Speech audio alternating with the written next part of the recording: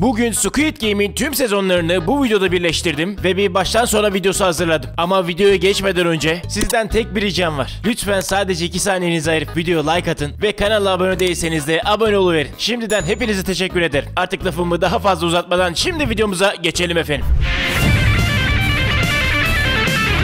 Birinci sezonun ilk bölümünde arka plandaki ses çocukların oynadığı kalamar oyununun kurallarını bize anlatıyor. Ardından da karşımıza dizinin başrol karakteri çıkıyor. Elemanın yaşlı anası kızının doğum günü için ona hediye alabilsin diye bu çapulcu arkadaşımıza biraz para veriyor. Ama bu iş bilmez eleman anasının ona verdiği parayı azımsıyor ve ondan biraz daha istiyor. Tabii annesi ona biraz daha para verse de anası gittikten sonra kadının zulasındaki kredi kartını alıyor ve kadının banka kartını da hortumluyor. Ardından da bu paralarla at yarışı oynuyor. İlk turda kaybediyor. Biraz sinir krizi geçiriyor ama sonunda 4 milyon won kazanıyor. Tam bir damlamanın tekiydi bu eleman. Hem parasız pulsuz hem de evine anasına zarardı. Ama bu sefer işler onun adına iyi gitti gibi göründü. Çünkü bu yarım akıllı arkadaşımız tefecilerden borç almıştı ve bu belalı adamlar ise bizimkinin peşine düşüverdi. Tabii nihayetinde yakalandı. Biraz sorunlu anlar yaşadı ve sırf tefecilerden kurtulabilmek adına kendi bedeninin tüm haklarını bu arkadaşlara devreden belgeyi imzalamak zorunda kaldı. Ardından biraz elini yüzünü temizledi ve ardından kızıyla buluştu. Bu arkadaş önceden evliymiş ve ardından boşanmış. Kızını yani ara sıra zorluklarla görebiliyormuş. Tabii çok az bir parası olduğu için çocukcağızı biraz fakirhane bir yere götürdü ama karnını doyurdu. Ve doğum günü hediyesi olarak kıza bir silah çakmak verdi. Yani bu arkadaşımız harbiden dibin dibiydi. Tam bir bitikti, aklı da pek kıttı. En azından ilk bölümde. Ama kızcağız babasına çekmediğini bizlere gösterdi ve babasının gururu zedelenmesin diye sürekli ona iyi davranmaya çalıştı. Nihayetinde eleman kızı eski karısına götürdü. Ardından eve gitmek için metroya gitti. Ama metroyu kaçırdı. İşte işler de tam burada değişmeye başladı. Çünkü tam bu sırada takım elbiseli eli ayağı düzgün bir eleman yanına geldi ve bizimkiyle konuşmaya çalıştı. İlk başta bizim arkadaş bunu reddetse de diğer adam bizimkine biraz para gösterince tabii ki konuşmayı kabul etti ve ardından bu adamın maksadı anlaşıldı. Bu arkadaş bizimkiyle bir oyun oynamak istiyordu. Eğer kaybederse her kaybında bizim arkadaşa 100.000 won verecekti. Parayı duyunca teklifi kabul etti. Oyun başladı ama kaybeden bizimki oldu. Parası olmadığı için parayı almama karşılığında diğer eleman bizim arkadaşı tokat manyağı yaptı. Ama onca tokadın ardından bir el kazanmayı başardı ve oyunu sonlandırdı. Ardından takım elbiseli eleman bizimkini çok büyük bir para ödülü olan oyuna davet etti ve kartını verdi. Bizimki biraz düşündü ama kartı alıp yoluna devam etti ve eve gitti. Anasına 100.000 won'u verdi. Anası ne yaptın bu parayı, nereden buldun, çaldın mı, çırptın mı yavrum dedi. Bizimki de ne çalacağım lan, emeğimin hakkından kazandım ben bu parayı dedi ve tatlı tatlı yemeğini yedi. Ama tabii sonrasında tadı tuzu kaçtı. Çünkü anasından kızının Amerika'ya yerleşeceğini öğrendi. Ama eğer çok parası olursa kızının velayetini alabileceğini bildiği için gemileri yaktı ve metroda ona kartı veren elemanı aradı. Oyuna katılacağım dedi. Ardından dışarı çıktı. Bir minibüs geldi ve bindikten sonra bir anda bayıldı. Gözünü açtığında kendisini 456 kişilik bir koğuşta buldu. Ardından biraz ortalık karıştı ama akabinde görevliler geldi. Tüm kuralları bizimkilere anlattı. Ardından hep birlikte ilk oyuna çıktılar. Kırmızı ışık, yeşil ışık. Çizginin sonunda bir bebek vardı. O görmeden çizgiye doğru yürümeleri ve geçmeleri gerekiyordu. Ama eğer bebeğe yakalanırlarsa eleneceklerdi. Tabii en sonunda bir kişi yakalandı ve ortalık karıştı. Çünkü elenmenin anlamının hayatını kaybetme anlamına geldiğini bilmiyorlardı. Bu yüzden birçok kişi hakkı rahmetine kavuştu. Bayağı zorlu ve travmatik anlar yaşasalar da dizimizin ana karakterleri nihayetinde çizgiyi güvenli bir şekilde geçmeyi başardı ve bu bölümde şok etkisiyle sonlandı. Sonraki bölümün ilk sahnesinde hayatını kaybedenlere ne olduğunu gösterdiler. Ardından da olayların şokunu yaşayan oyuncular karşımıza çıktı. Tabii olanlar her birinde travmatik etkiler yarattı. En sonunda biz bu oyunu oynamak istemiyoruz, evime gideceğim, borçlarımı bir şekilde hallederim diyerekten millet isyan etmeye başladı. Ardından görevliler geldi ve bir oylama kararına vardılar. Çoğunluk eğer ki oyun oynamak istemezse herkesi salacaklardı. Ama tam tersi olursa oyunlar devam edecekti. Sonra da oylama başladı zaten. Ama insanlar oylarını kullanmadan hemen önce görevliler daha ilk aşamadaki para ödülünü insanlara gösterdi. Tabii devasa bir domuz kumbarasının içinde milyarlarca won'u görünce milletin nutku tutuldu ve bu durum oylamayı etkiledi. En sonunda sonuçlar %100 oranında yani eşit bir şekilde sonuçlandı. Bu eşitliği bozacak tek bir oy kaldı. Bir numaralı olan Alzheimer dede. Bu dedenin de oyunları bitirme kararı ile birlikte çoğunluk oynamak istemiyoruz cevabını verdi ve böylelikle herkesi bir kuytuya fırlatıp milleti saldılar. Ama salmadan önce şöyle bir şey söylediler. Eğer kararınızı değiştirirseniz oyunlar kaldığı yerden devam edecek. Tabii bu söylem herkesin kafasında küçük bir yere ilişti. Akabinde herkes kendi yıkık hayatına geri döndü. Başrol karakterimizin bir arkadaşı vardı. Kendi mahallesinin gururu olan akıllı bir eleman. Tabii herkes onu öyle sansa da aslında bu arkadaş da fazlaca yıkık bir elemandı. Annesine yurt dışına iş seyahatine gidiyorum diyerekten oyunlara katılmıştı. Borçlarını kapayabilmek için. Öyle öyle bir borcu vardı ki polisler artık onu arıyordu. Anasının malının mülkünü de borçları yatırmıştı. Tabii kadıncağızın hiçbir şeyden haberi yoktu. Asıl başrol karakterimiz ise tüm bunların ardından evine gitti. Ardından anasını evde ararken hastanede buldu. Meğerse oğlunun yokluğunda kadıncağız fenalaşmış ve hastaneye kaldırılmış. Ve eğer tedavi edilmezse bu olay hayatına bile mal olacaktı. Ama yine de kadın hastaneden çıktı ve hayırsız oğluna yük olmamak için tedaviyi reddetti. Çünkü çok para gidecekti ve bunu karşılayamazlardı. Bizim eleman para bulabilmek için oradan buradan borç dilendi ama neticede eli boş kaldı. Başrollerden biri olan bir hatun daha vardı. İşte bu kızcağız da kimsesizmiş ve kardeşi de yurttaymış. Maddi durumları pek yerinde olmadığı için de kötü durumlar yaşıyorlardı. Kardeşini yurttan çıkartıp mutlu mesut yaşamak için paraya ihtiyacı vardı. Bir de başrollerden biri olan serseri bir eleman vardı. İşte bu arkadaş da kumar borçları yüzünden o oyunlara katılmıştı. Dışarı çıktıktan sonra borçlu olduğu kumarhanenin elemanları onu buldu ve tatsız olaylar yaşandı. Ama akabinde kaçmayı başardı. Sonraki sahnelerde o yaşlı ihtiyarı da gördük. Bir markette bizim ana karakteri gördü ve birlikte biraz oturup vakit geçirdiler. Sonra da ihtiyar ben oyunlara geri döneceğim evladım dedi bizimkine. Bizimki de şöyle bir düşündü ve dışarıdaki hayatın o oyunlardan daha beter olduğunu anladı. Tabii deminden beri bahsettiğim tüm ana karakterler de aynı fikirdeydi. İlerleyen sahnelerde de hepsi oyunun görevlileriyle iletişime geçti ve tekrardan oyuna katılmak için yola çıktı. Ama son sahnede bizim arkadaşı alıp götüren minibüsü bir polis takip etmeye başladı. Çünkü ana karakterimiz o oyundan kurtulduktan sonra direkt polis ofisine gitmiş ve olayları anlatmıştı. Ama hiçbir polis onu kale almamıştı. Çünkü anlattıkları deli saçması gibi görünüyordu. Ama minibüsü takibi olan polis bizimkinin şikayeti sırasında olaylara tanık oldu. Oyunun kartını gördü. Uzun zamandır kendi kardeşi de kayıptı. En sonunda evine girdi ve kardeşinin evinde Squid Game'in kartını gördü. Lan harbi bu işte bir iş var dedi. Sonra bizim ana karakteri buldu. Ondan biraz bir şeyler öğrenmeye çalıştı. Ama bizimkinin morali bozuk olduğu için yardımcı olmadı. Polis de kendi bildiğini yaptı ve gizli gizli bizimkini takip ederken minibüsün peşine takıldı. Ardından da birçok minibüsün bir limana gittiğini gördü. Hepsi bir gemiye biniyordu. Polis arabasından indi ve minibüslerden birinin altına saklandı. Sonra da görevlilerden birini etkisiz hale getirip onun kıyafetlerini giyip kılık değiştirdi. Böylelikle oyunun içine sızmayı başardı. Sonraki sahnede bizimkiler tekrardan o yatakhanede uyandı. Bu oyunlardan galip çıkabilmek için kendi aralarında bir takım kurdular. Tabii bu stratejiyi diğer insanlar da uyguladı. Sonra da gelecek oyunun ne olduğunu tahmin etmeye çalıştılar. Ama onlar tahmin edemeden yeni oyuna geçtiler ve oyunun ne olduğunu gördüler. Çocukluk zamanlarında satın aldıkları şekilli şekerleri bizimkilerin önlerine verdiler. Bu şekilleri bozmadan, kırmadan bir kalıp halinde çıkarmaları gerekiyordu. Ama bizim ana eleman tabii oyunun tam olarak ne olduğunu bilmediği için şemsiye şeklini seçmişti ve şekil seçiminin şeker için olduğunu anlayınca ağzı açık kaldı. Bir önceki oyunda olduğu gibi kaybedenler elendi ve bunu hayatlarıyla ödediler. Bizim ana tayfa ise sınavı geçmek için ellerinden geleni yaptı. Bizim aval eleman ise şekili tek parça çıkarabilmek için şekeri yalamaya başladı. Eritip bu sayede daha kolay çıkaracaktı. Diğer insanlar da onu gördü ve herkes şekerlere dil atmaya başladı. Neticede bizimki başarılı oldu ve bu sınavı geçti. Yani bizim takım bugün de hayatta kalmayı başardı. Tabii onlar oyunda hayatları için cebelleştiği sırada o polis memuru da olaylara adapte olmaya çalışıyordu. Bu sırada görevlilerden biri ondan şüphelenmeye başladı. Ama bu oyun sonlandığı sırada kaybeden oyunculardan biri görevlinin silahını elinden aldı ve onu rehin aldı. Rehin alınan görevli ise bizim polisten şüphelenen elemandı. Ve bu durumda bu arkadaşın sonu oldu ve hayatını kaybetti. Ama tabii bu durum bizim polisin işine yaradı ve bugünü de atlatmayı başardı.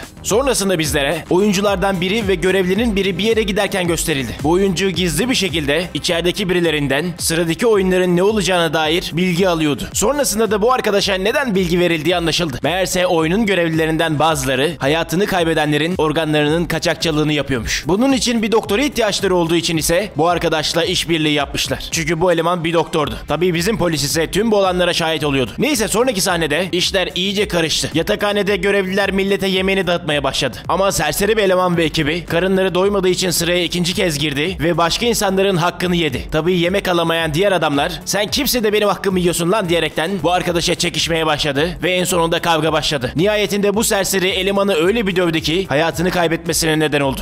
Herkes görevliler ona bir ceza verecek diye düşündü. Ama hayatını kaybeden elemanı bir tabuta koydular ve ardından o hayatını kaybettiği için domuz kumbarasına biraz daha para eklediler. Tabii durum böyle olunca serseri ve arkadaşları hiç oyun oynamadan herkesin içinden geçip nihayetinde para ödülünü kazanabileceklerini düşündü. Işıklar kapandıktan sonra ise etraf cümbüş yerine döndü. Çünkü herkes birbirinin içinden geçmeye başladı. Bizim ana karakter olan yufka yürekli, saf ve hayırsız evlat da mahallesinin gururu arkadaşıyla birlikte bir takım kurdu ve hayatta kalmak için diğer oyuncularla cebelleşti. kaynaştı. En nihayetinde bizimkinin takımında olan yaşlı ihtiyar ranzaların en üstüne çıktı ve ben çok korkuyorum çocuklar yapmayın etmeyin diyerekten sitem etti. Bu durumu kameralardan izleyen oyunun lideri herhalde yaşlıları olan saygısından ötürü bu olaya son verdi ve kaosu durdurdu. Ama sonuçta birçok oyuncu hayatını kaybetti ve domuz kumbarasında biraz daha para birikti. Sonraki sahnede ise bizimkiler kendi takımlarıyla biraz daha kaynaştı. Ertesi gün olduğunda yeni oyun için oyuncuları görevliler bir mekana getirdi. Burada 10 kişilik gruplar haline gelmelerini söylediler ve herkes takımını kurdu. Ardından da oyunun ne olduğunu gördük. Oyun halat çekme oyunuydu ve güç bu oyunda önemliydi. Ama bizim takım biraz güçsüz göründüğü için oyunu görünce biz bittik diye düşündüler içten içe. Serseri Dümbeleğin grubu ise full erkeklerden oluştuğu için kendine fazlaca güveniyordu. İlk tura bu serseriler ve biraz daha güçsüz bir grup çıktı ve nihayetinde Serseri Dümbelekler diğer grubu hayattan kopardı. Sonraki turda ise asıl bizim takım çıktı. Herhalde sonumuz geldi diye düşündüler. Çünkü karşılarında olan takım da full erkeklerden oluşuyordu. Ama takımımızın ihtiyarı durun çocuklar hemen pes etmeyin. Bu oyunda her şey güçten ibaret değil. Çocukken de bu oyunu çok oynardım ve bir güreşçiyi bile rahatça yenerdim dedi. Ve oyunu kazanmak için olan stratejisini herkese anlattı. Nihayetinde yaptıkları strateji sayesinde karşılarındaki güçlü takımı yendiler. Yani bizim yaşlı ihtiyar her şeyin güçten ibaret olmadığını, tecrübenin de bir güç olduğunu bizlere gösterdi.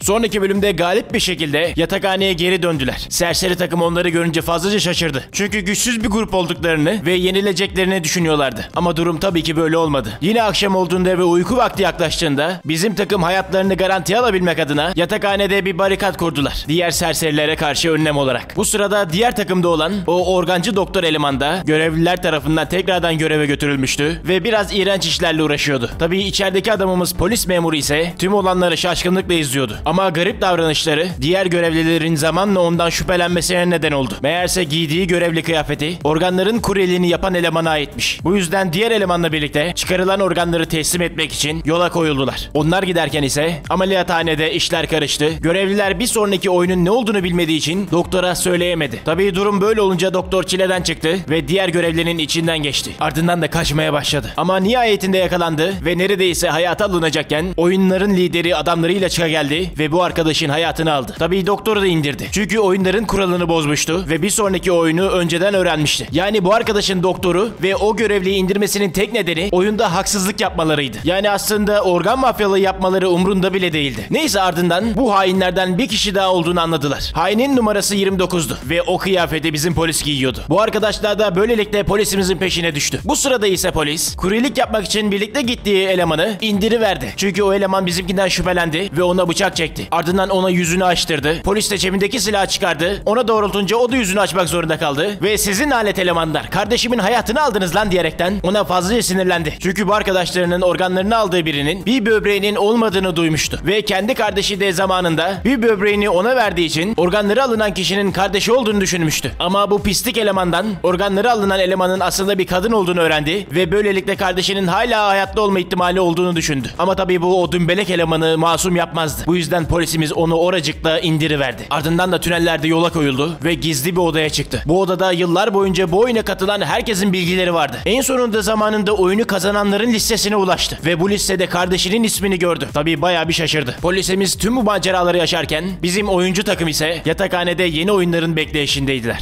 Ardından da hepsini yeni oyun için götürdüler. Herkese ikişerli gruplar olmasını söylediler. Yeni oyunu oynayabilmek adına. Bizimkiler kendi takımlarının içinde ikişerli gruba ayrıldı. Diğer herkes de bunu yaptı. Bir tane cazgır bir kadın vardı. Onu kimse takımına almadığı için tek başına kaldı ve takımsız kaldığı için büyük olasılıkla eğlendi. Sonrasında da oyunun ne olduğunu gördük. Herkes takım arkadaşına karşı misket oyunu oynayacaktı. Herkesin 10 adet misketi vardı. Misketlerin hepsini kim kazanırsa o galip gelecek ve diğer kişiye elveda edecektik. Ama takımlarımız hep kendi sevdikleri insanlarla takım olduğu için bu oyun çok zorlu olacaktı. Çünkü rakipleri sevdikleri insanlardı. Kazanmaları onların hayatını almaları demekti. Bu bölüm beni en çok zorlayan bölümlerden biri oldu. Duygusal açıdan. Kendimi zor tuttum ağlamamak için. Neyse sonrasında da oyunlar başladı. Mahallesinin gururu eleman o Pakistanlı çocukla oynuyordu. Ama misketlerinin tamamını neredeyse kaybedince işi çakallığa vurdu ve çocukcağızı manipüle edip tüm misketlerini gizli bir şekilde ondan yürüttü. Nihayetinde Pakistanlıya elveda dedik. Tabii gurur abidesi de bu duruma üzüldü ama yapacak bir şey yoktu. Ana karakterimiz ise yaşlı ihtiyarla oynuyordu ve bu dede Alzheimer olduğu için oyunda biraz zorlanıyorlardı. Ama nihayetinde dedemizin unutkanlığı bizimkinin işine yaradı. Çünkü oyunda sürekli kaybediyordu ve dedenin onun söylediği şeyleri sürekli unuttuğunu anlayınca kendi lehine cevaplar vermeye başladı ve dedeyi kandırarak tüm misketlerini ondan aldı. Tabii bunu yaparken fazlaca ağlamaklı geçti. Çünkü bu arkadaş arkadaş bölümler boyunca bu dedeye çok iyi davrandı. Hep saygılıydı. Harbiden de iyi bir adamdı. Ama dedemizin son bir taşı kalmıştı. Ve son bir oyun karşılığında tüm her şeyimizi koyalım dedi. Ama bu adil değil, benim bir sürü misketim var, senin tek dedi. Ama dedeciğimizin verdiği cevap bizimkini şaşırttı. Senin beni kandırman adil miydi peki dedi. Yani dedenin unutkan falan olduğu yoktu. Her şeyin farkındaymış. Neyse bizim arkadaşın yüzü biraz kızardı ve ağlamaya başladı. Dede son misketini bizim arkadaşa verdi ve onu kurtardı. Böylelikle dedemizi de uğurladık. Kuzey Kore'den gelen bir kız vardı biliyorsunuz. O da kendine tatlı mı tatlı bir takım arkadaşı bulmuştu. Sadece tek bir oyunla kazananı belirlemek istediler. Bu iş daha fazla uzun sürüp duygusallık uzamasın diye. Ama diğer tatlı kızcağızın oyunda bilerek yenilmesiyle Koreli hatun kazandı ve oradaki hikayede fazlaca duygusal bir şekilde sonlandı. Bir tane de serseri vardı, o da kazandı. Ve bu oyunda ana karakterlerimizin kazanması ama bir yandan da kaybetmesiyle bitti. Ardından yatakhanelerine gittiler. Takım bulamadığı için elendi sandığımız cazgır kadını da meğerse yatakhaneye götürmüşler ve hiçbir şey yapmamışlar. Sonuçta sırf takım bulamadı diye elenmesi adaletsizlik olurdu. Neyse oyuncular diğer oyunu beklerken sonraki sahnede oyunun yöneticisi bizlere gösterildi. Telefonla konuşuyordu ve özel misafirlerin geleceğinden bahsediyordu. Ve adamlarına içerideki kaçak misafiri yakalamalarını söylüyordu. Ama bu sırada odasına o kaçağın geldiğini anladı ve biraz ortalığı kolaçan etti. Tam burun buruna gelecekleri sahnede yöneticiyi birisi aradı ve görev onu çağırdı. Polisimiz böylelikle kıl payı yırttı. Yöneticiyi aramalarının sebebi ise kıyıya vuran hayatını kaybetmiş biriydi. Yönetici gittiğinde bu elemanın üstünde bir polis rozeti buldular. Tabii kimlikte bizim polisin tüm bilgileri vardı ve yönetici de içeri sızan kişiyi kısmen anlamış oldu. O kıyıya vuran eleman unutmuşsunuzdur belki. Polis tekneye bindiğinde ve ilk kılık değiştirdiği sırada bir elemanı denize atmıştı. İşte bu arkadaş o arkadaştı. Sonraki sahnelerde özel misafir denilen bu elemanlar geldi. Pırıltılı maskeleriyle artist takılıyorlardı. Harbiden mühim elemanlardı büyük ihtimal. Yönetici onları karşıladı. Ardından da yeni oyunu izlemeleri için onları bir odaya getirdi. Bu sırada polisimiz de iş başındaydı. Bu sefer yine kılık değiştirdi ve o özel konukların olduğu odada hizmetçilerden birinin kılığına girdi. Ama özel konuklardan biri olan sapık bir ihtiyar bizimkine biraz yürümeye başladı. Tabii bu sırada polisimiz de biraz zorlu anlar yaşadı. Ama bu sırada yeni oyun başladı. Bütün oyuncular oyunun başına getirildi. Yeni oyunda camdan bir köprü kurulmuştu ve doğru cam basamağa basıp karşıya varmaları gerekiyordu oyuncuların. Yanlış basamağa basanlar yeri boylayacaktı ve eğlenecekti. Tabii bu korkutucu oyun başladı ve insanlar patır patır döküldü. Nihayetinde o gıcık serseri de o cadalos kadına yaptığı ihanetlik yüzünden kadının intikamıyla birlikte hakkı rahmetine kavuştu ve ona da böylelikle elveda ettik. Mahallesinin çakma gururu, Kuzey Kore'den gelen göçmen kız ve bizim hayırsız evlat bu oyunu zorlu olsa da geçmeyi başardılar. Ama oyun bittikten sonra görevliler tüm o cam basamakları patlattı ve ortaya yayılan camlar bizimkileri fazlaca yaraladı. Özellikle de bu kızcağızı. Bu sırada polis ise oyunculardan bile daha kötü deneyimler yaşıyordu. Çünkü o sapık ihtiyar polisi odaya götürdü ve sıkıntılı işlere kalkıştı. Ama polisimiz çekti silahını, dayadı anına. Senin ananı ağlatırım. Çabuk bu oyun hakkında bildiğin her şeyi şimdi bu kameraya anlat dedi ve her şeyi kamera kaydı altına aldı. Ardından da bu dangalık ihtiyarı bayılttı ve kaçta gitti. Dalış tüplerini çaldı ve adadan kaçmaya çalıştı. Ama yönetici ve adamları onun peşine düştü ve zorlu anlar yaşadı.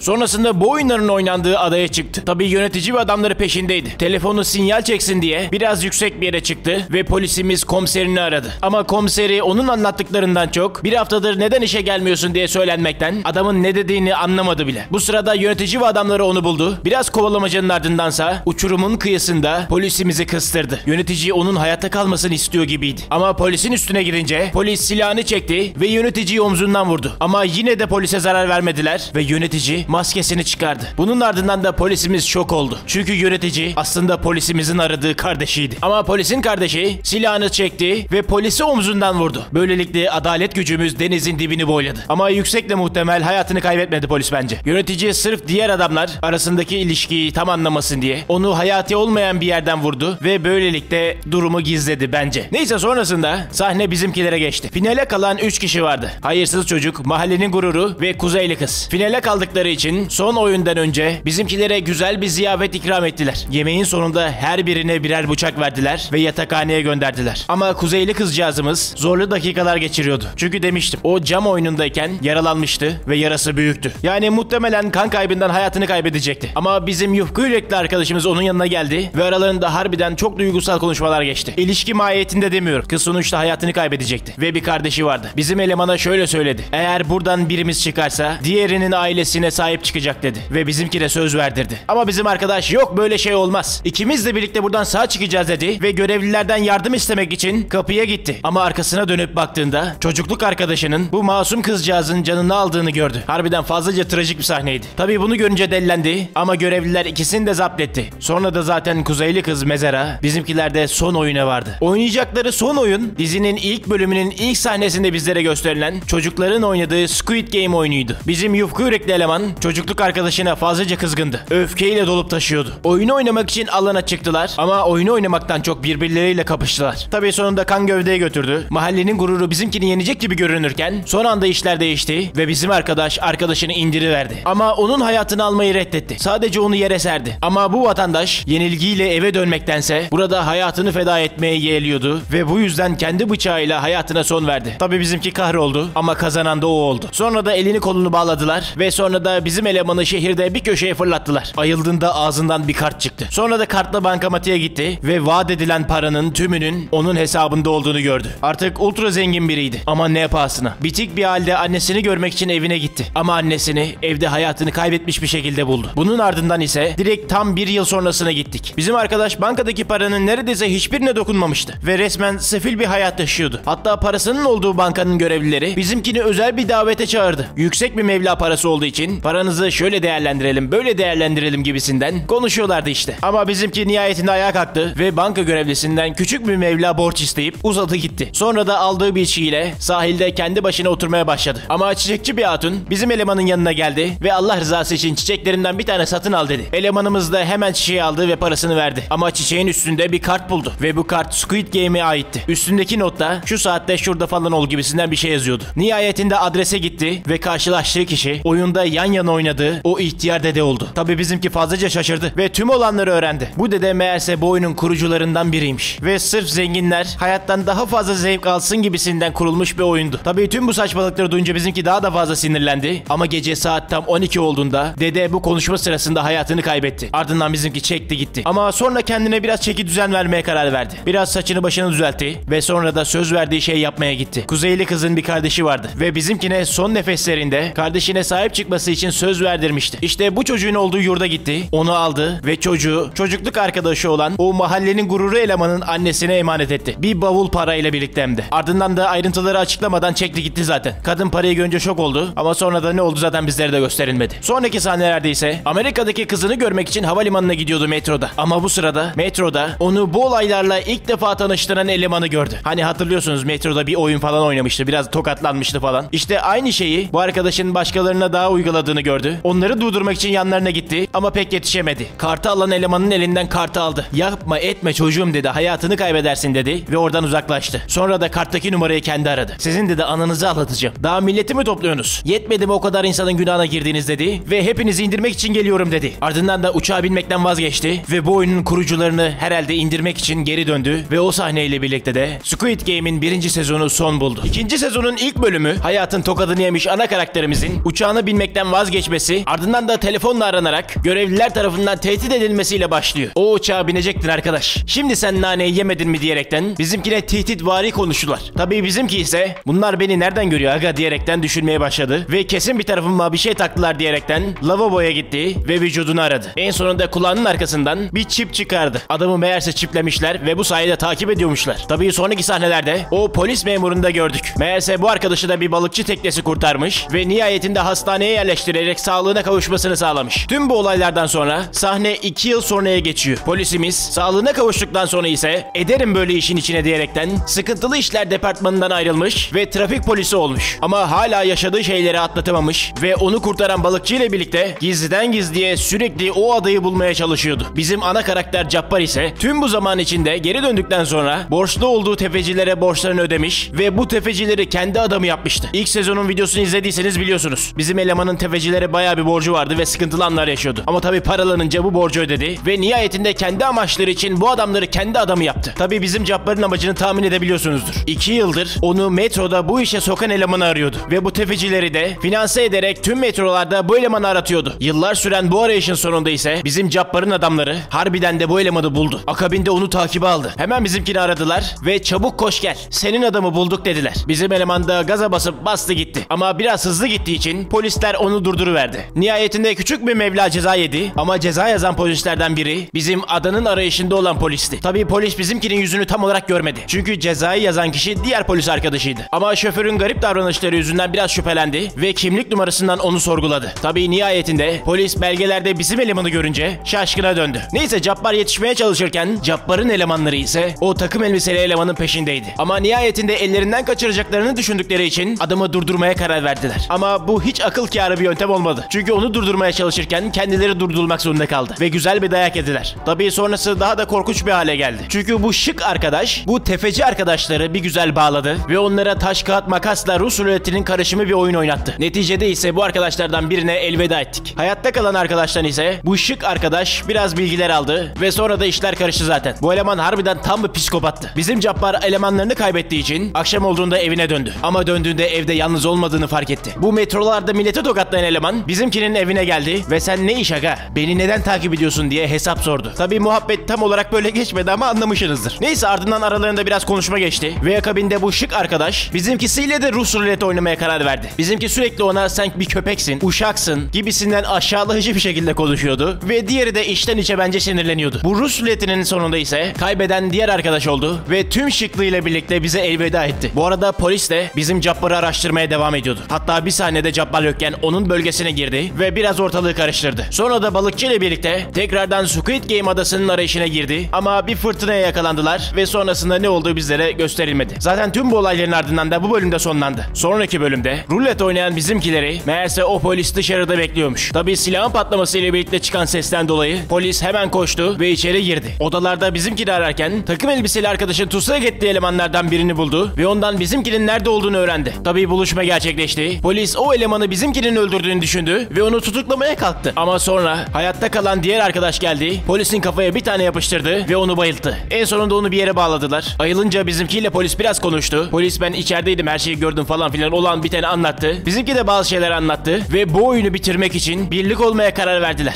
Bizim Cabbar bu iş için bir sürü eleman topladı. Hepsini silahlandırdı. Nihayetinde hayatını kaybeden o şık arkadaşın cebinden aldığı karttaki numarayı aradı ve yöneticiyle bir görüşme ayarladı. Ama tüm bunlardan önce kendi bir dişini çektirmişti ve yerine GPS yerleştirmişti. Bu sayede tuttuğu elemanlar ve polis bizimkini takip edebilecekti. Neyse buluşma gerçekleşti ve bizimki bir limuzine girdi. Ama beklediği gibi olmadı. Yönetici yerine bir domuz kumbarasıyla konuşuyordu. Yönetici onunla konuşmak için bu yolu seçmişti. Ama Cabbar'ın adamları ve polis onun takibindeydi. Tabii yönetici de boş kaset değildi. Takip edildiğini anladı ve keskin nişancıları sayesinde bizimkinin adamlarının arabalarının tekerleklerini patlattı. Polisinki de dahil. Tabii durumlar böyle olunca Cabbar çıkardı silahı, boşalttı şarjörü. Ama araç içten de zırhlı olduğu için kurşunlar pek işe yaramadı ve bizimki B planına geçti. İlk planı yöneticiyi durdurmak ve onu yakalamaktı. Bunu beceremeyince B planı olaraktan ben oyuna katılmak istiyorum tekrardan dedi. Tabii bu duruma yönetici bile şaşırdı ama isteği kabul gördü ve gazla bizimkini uyuttular. Bu arada yönetici de aslında arabadaymış. Sadece ön koltuktaymış. Neyse tabii bu arada bizimkinin elemanları da onun takibindeydi. GPS sayesinde. Yani ilerleyen bölümlerde işler harbiden karışacak gibiydi. Tüm bunlar yaşanırken bize sürekli ara sahnelerde Kuzey Kore'den göçmüş bir kadın gösteriliyordu. Kadıncağız pek de iyi birine benziyordu ama hiç de iyi bir hayat yaşamıyordu. Hem maddi sıkıntıları vardı hem de Kuzey Kore'den buraya kaçtığı sırada çocuğu orada kalmıştı. Çocuğunu kurtaramadığı için ise bayağı bir pişmanlık duyuyordu ve psikolojisi bozulmuştu. Hayatına son vereceği bir sahnede bir eleman geldi ve ona kart verdi. Tabii tahmin edebileceğiniz üzere Squid Game'in kartıydı. Tabii kadın buluşma için adresi aldı ve görevlilere kendini teslim etmek için gitti. Ama bu teslimiyet hiç de beklediğimiz gibi olmadı. Ben de dahil hepimiz bu kadının normal bir oyuncu olarak oyuna katılacağını düşünmüştü. Ama son sahnede kadın o kırmızı kıyafetli görevlilerden birinin kıyafetini giydi. Yani oyuncu olarak değil, bir görevli olarak işe alınmıştı. Sonraki sahnede polis ve diğer adamlar bizim Cabbar'ın peşindeydi ve nihayetinde GPS'in konumuna geldiler. Artık adayı bulduklarını düşündüler. Ama buldukları şey onları fazlaca şaşırttı. Çünkü meğerse Squid Game'in görevlileri olayı anlamış, bizim Cabbar'ın ağzından GPS'i çıkarmış ve bir balık yemi kutusunda bir balıkçıya vermiş. Yani Cabbar'ımız harbiden ayvayı yemiş gibi görünüyordu. Yani pisi pisine oyuna girmiş oldu. Ama inatçı polisimiz tabii ki vazgeçmeyecekti. Neyse ardından da bizimki gözlerini tekrardan o yatakhanede açtı. Hem de aynı 456 numarasıyla. Tüm millet ayaklandı ve ne olup bittiğini anlamaya çalıştı. Sonra da görevliler geldi ve birinci sezonda neler gerçekleştiyse aynı şeyler tekrardan yaşandı. Görevliler kurallardan ve para ödülünden bahsetti. İnsanların saçma sapan sorularını yanıtladılar ve ardından basıp gittiler. Yönetici de bu sırada bizimkini gözetliyordu tabii. Neyse sonrasında ilk oyun için arenaya milleti çıkardılar. Cabbar'ımız ise millete bağırmaya başladı. Bakın beni dinleyin yavrum dedi. Keskin nişancılar var. Hareket eden anasının gözünü görür dedi. Ama millet onu kale almadı ve deliye bak diyerekten güldü. Tabii oyun başladı. Bizim Cabbar millete önderlik ederekten bir süre onları korumayı başardı. Ama bir kızcağızın üstüne arı kondu ve yaşadığı şanssızlık yüzünden hareket etmek zorunda kaldı. Tabii bu da hayatına mal oldu. Durum böyle olunca millet Millet panikledi ve ilk bölümde yaşananlar yaşandı. Herkes patır patır döküldü. Ama sağ kalanlar bizim Cabbar'ın haklı olduğunu anladı ve onun sözüne yanaştı. Bu sırada o keskin nişancılardan biri de birkaç sahne önce bahsettiğim o Kuzeyli kadındı. Neyse bir şekilde bizim Cabbar'ın önderliğiyle millet bu görevi de bitirdi. Oyuna başlamadan önce Cabbar'ımız önceki sezonda gördüğümüz arkadaşını oyunun içinde gördü. "Oğlum sen mal mısın, neyin nesisin, niye buraya düştün?" dedi. "Sakın arkamdan ayrılma" dedi ve onu da yanına aldı. Oyunun bitiminin ardından herkes yatakhaneye geri döndü. İnsanlardan bazıları çıktı ve "Ben evime gideceğim, paramı başka bir şekilde öderim arkadaşlar" dedi. Ama bazı dangalaklar da çıktı yine ve "Ben o parayı almadan gitmem buradan aga" diyerekten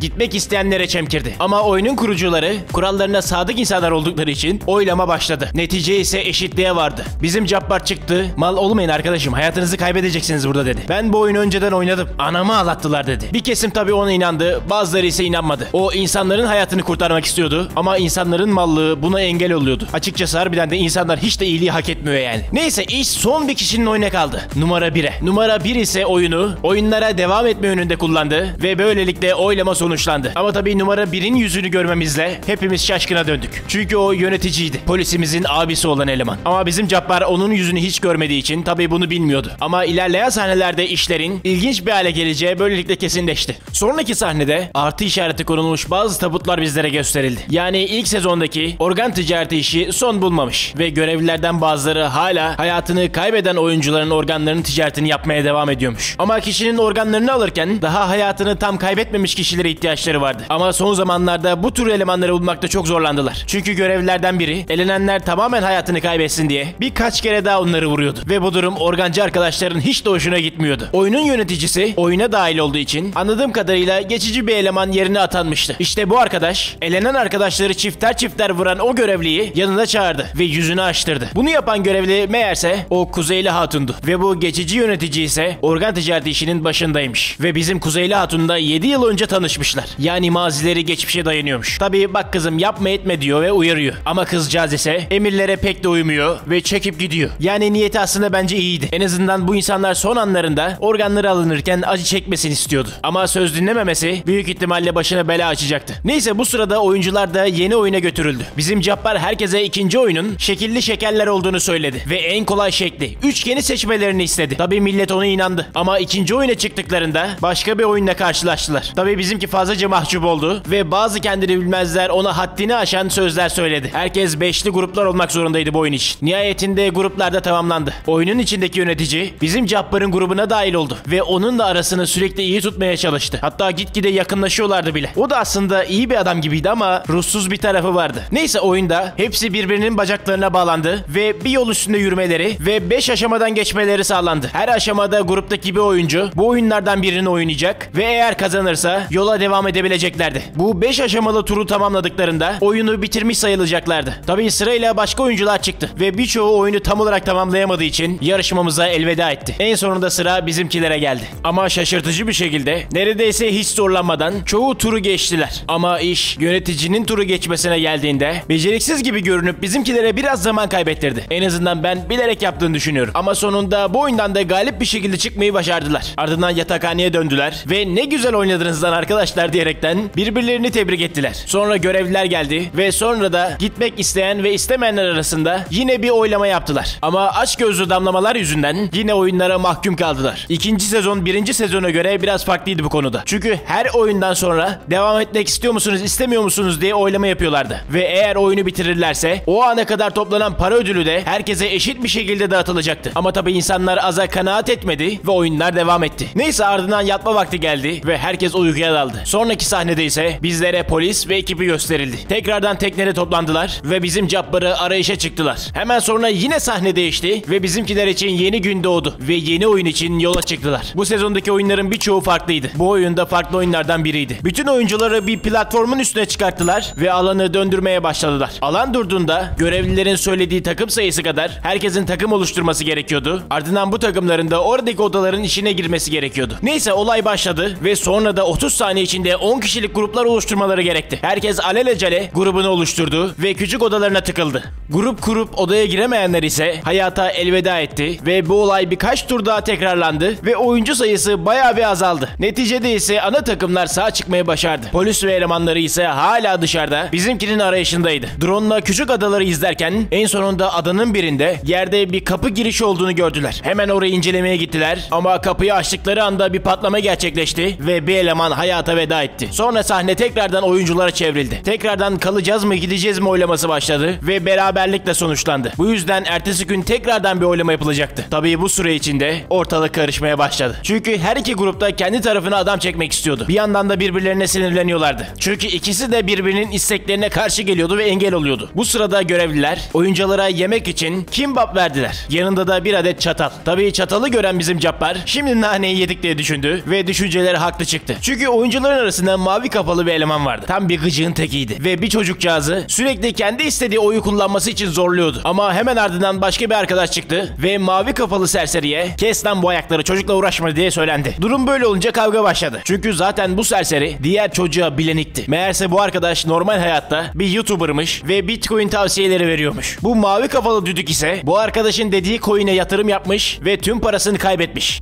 Durum böyle olunca da mavi düdük bu arkadaşı görünce tüyleri dönüveriyordu. Ama kavganın neticesi tencere düdüğü için hiç de iyi sonlanmadı. Çünkü diğer YouTuber arkadaşımız mavi düdüğü çatallayıverdi. Sonra da işler daha da kötüleşti ve tuvalette iki ayrı oyun takımı birbirleriyle kapıştı ve birkaç kişinin hayattan koparılmasıyla bu kavgada son buldu. Ardından elenenler yerine kumbaraya para eklendi ve ödül arttı. Ama hayatını kaybedenler genel olarak oyuna devam etmek isteyen arkadaşlardan olduğu için bu elemanlar bizim takıma fazlaca kızdı ve gece olduğunda ortalık cümbüş yerine döndü. Millet birbirinin içinden geçti. Ama bizim Cabbar ve takımının bir planı vardı. Yatakların altında saklanacaklar ve görevliler bu kavgayı durdurmak için girdiğinde görevlilerin silahlarını ellerinden alıp Squid Game'e bir darbe vuracaklardı. Nihayetinde görevliler içeri girdi ve bizimkiler silahları elde etti. İçerideki yönetici de tabii bizimkilerle birlikte görevlilerin içinden geçti. İlk aşamada cidden çok iyi ilerlediler. Bayağı bir elemanı indirmeye başardılar. Harbiden ortalığın içine ettiler ve neredeyse yönetici odasına bile yaklaştılar. Ama sonunda suratsız yöneticinin bizimkilere yaptığı ihanette işler tam tersine döndü. Çünkü yönetici bizim Cabbar'a "Ben arkadan dolanacağım, adamları indireceğim" dedi ve birkaç elemanla oraya gitti. Ama yanındaki arkadaşlarını sırtlarından vurdu ve bizim Cabbar'ı telsizden aradı. Kendini ölmüş gibi gösterdi ve sonra da gidip kıyafetlerini giydi. Bu sırada bizimki ve arkadaşı da teslim olmak zorunda kaldı. Çünkü cephaneleri bitti ve yapacak bir şeyleri kalmadı. Akabinde yönetici ve adamları yanlarına geldi. Yönetici "Kahramanlık yapmanın bedelini görmek ister misin?" dedi ve Cabbar'ın arkadaşını oracıkta indirdi. Tabii bizimki kahroldu ve hüngür hüngür ağladı. Bu üzgün sahneyle de birlikte Squid Game'in ikinci sezonu son buldu. Neyse, bir videonun daha sonuna geldik. Umarım bu videoyu beğenmişsinizdir. Bu tarzdaki baştan sona videoların devamını istiyorsanız videoya like atmayı ve kanala abone değilseniz abone olmayı sakın ihmal etmeyin. Yorumlarda da gelsin veya gelmesin diye bildirebilirsiniz. Şimdiden teşekkür ederim. Artık lafımı daha fazla uzatmadan bir dahaki içeriklere görüşmek üzere. Hoşça kalın.